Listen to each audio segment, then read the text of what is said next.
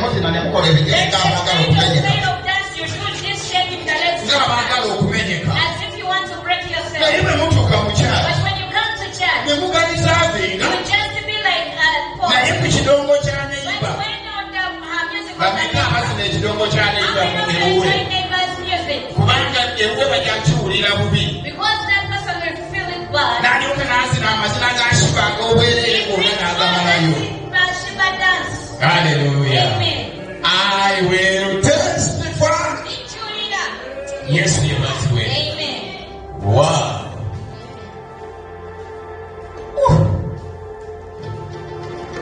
We are in the season.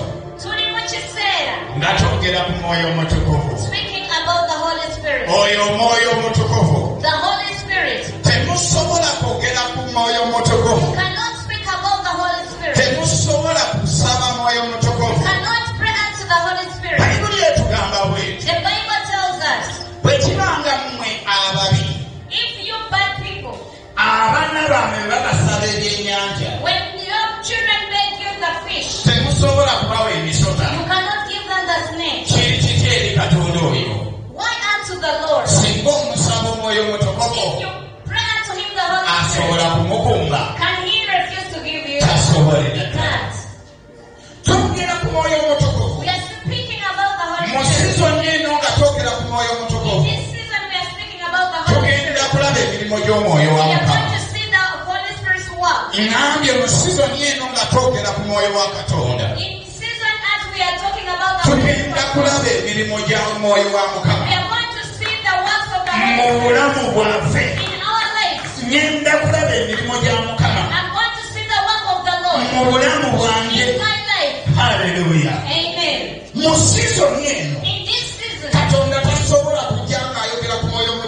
the Lord cannot come speaking about the Holy Spirit and leave us like that. And we leave us as we are just walking. In this season, there's the truth which is developing in your life. The truth is developing in your life. Because the Holy Spirit we are talking about is the Holy One. Because this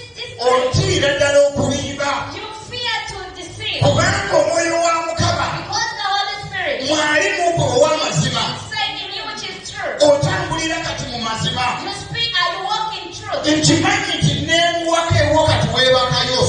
I know that these days you can sleep at your home. Because you have the truth. And you are walking in the Holy One. Yes, Jesus. Amen. The